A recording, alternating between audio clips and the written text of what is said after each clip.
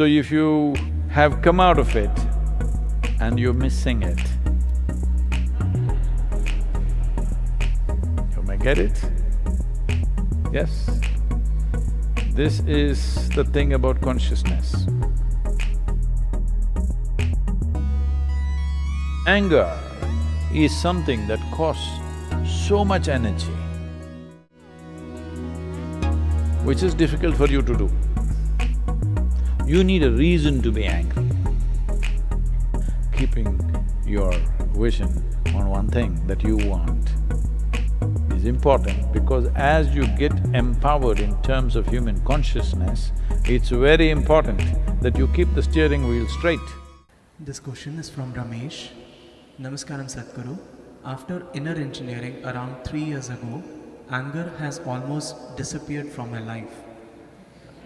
Other day, I heard you mention that Sadhguru Sri Bhrama was so intense that he was always angry. Since that day, I have this question in my mind, am I not intense enough? And are there other people who lose their temper? Are they more intense than me?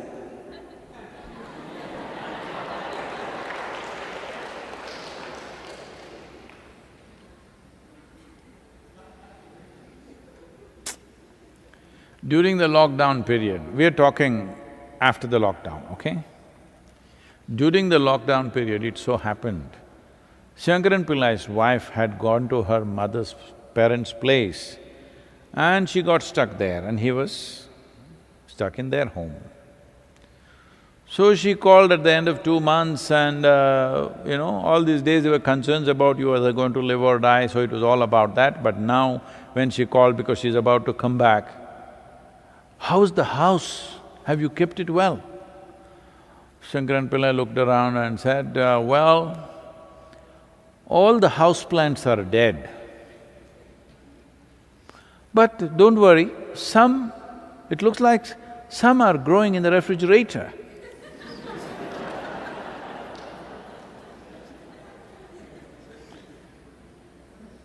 So, my anger went away and it's nice, but Sadhguru Sri Bhrama was angry.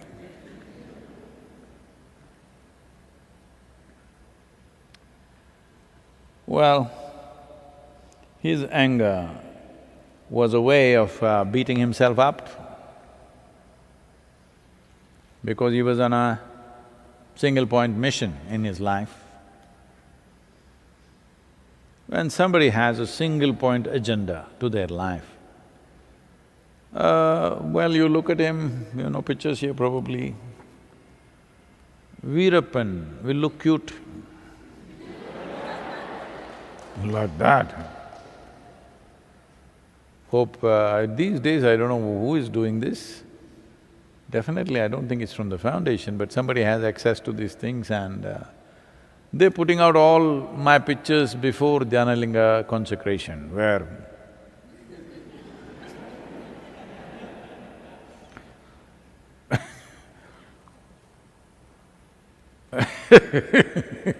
when you have a single-point agenda to your life, you become in a certain way. And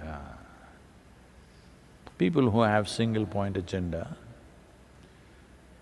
the yogis do these kind of things. They take a bite from a scorpion because they don't want to forget their goal and sleep. One scorpion sting, it'll keep you next 24 hours, bang, the nerves will jangle. Or they will cut their finger and put a lemon on it, it'll pulsate. Have you ever tried it? It'll be going bang like that, like Shruti box, pain. So you're never going to sleep, you're never going to forget what your goal is. So similarly, you can do similar things psychologically. You put a pin into your head so that all the time it's hurting, so that you don't turn here and there. So when people have single-point agenda, different people handle it differently, some people handle it like that. He was not angry with anything, he was simply angry. simply just like that, which is difficult for you to do. You need a reason to be angry. Somebody should do something that you don't like, only then you're angry. You're not simply angry. And above all, anger is something that costs so much energy. Most human beings cannot be angry intensely for more than 2 minutes. They will dissipate. Intense level, they may maintain rancor, they may maintain resentment. See, whenever you've been angry, just see, it's just few seconds or maybe a minute. After that, you only have maintained resentment. Resentment is sim, anger in sim. It's like a slow poison. Anger is full poison. To stay that way all the time without getting killed is not easy. So this is a certain kind of sadhana. This is coming from a culture which was bred because of an extraordinary situation. Because Adiyogi himself, when he came to Velangiri Hills, he was angry with himself. Because he failed. He's not somebody who likes to fail. He's not used to failure. So when he failed, he was just angry. It took him 3.5 months to cool down a bit. Because of that, he left certain kind of energies and he bred a certain type of yogis who took to the same thing because their sidekicks, whatever Shiva does, do the same thing.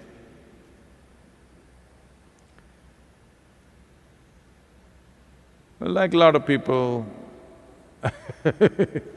because they saw Shiva ash-smeared, they're also head to toe ash-smeared. Because he looked intoxicated and they couldn't get it, so they started smoking. They're just cute.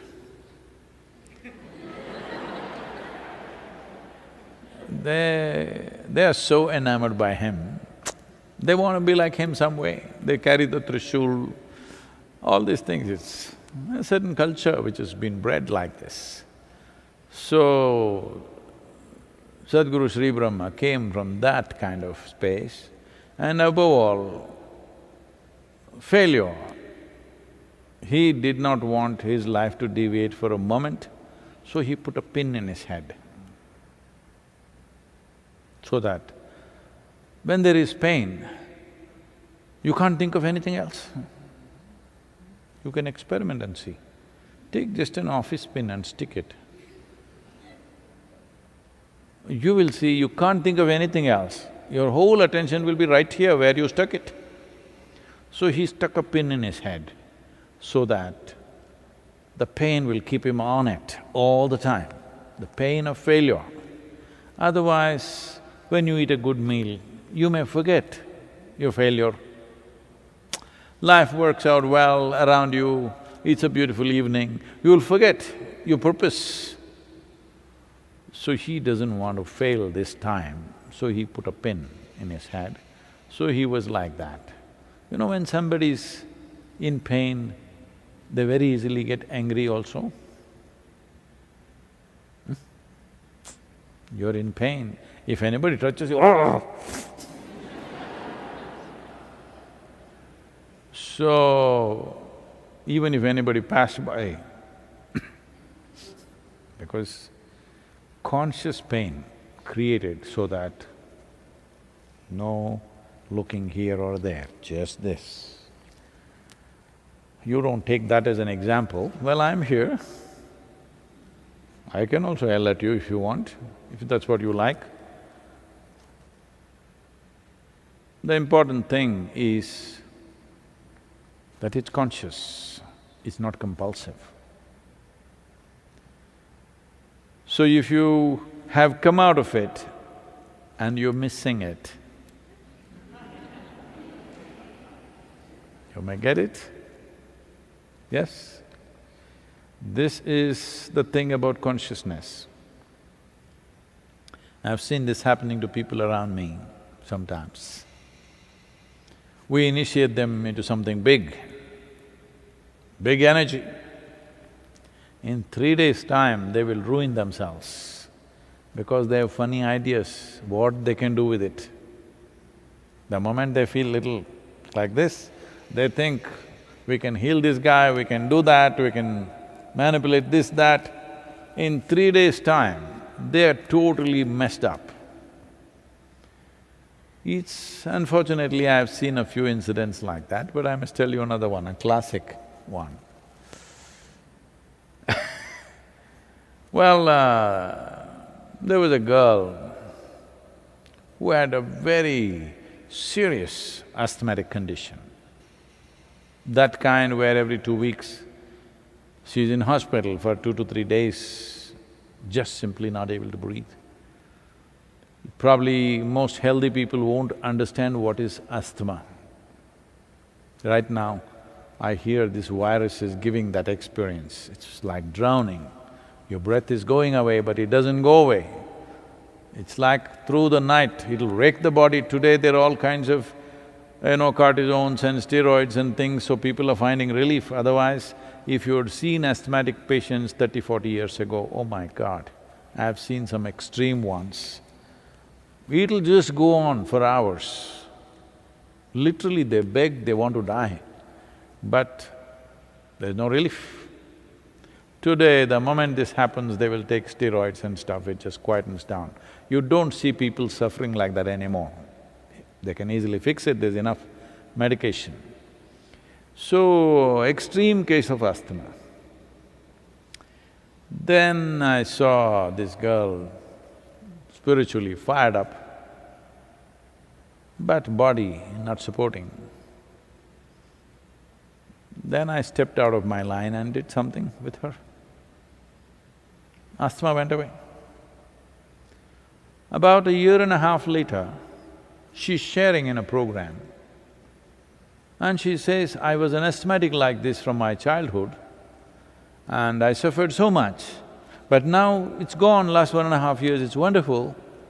And then she says, I'm almost missing it. I was sitting there, I said, what? You missing it? Well, she got it that night. That's how life is.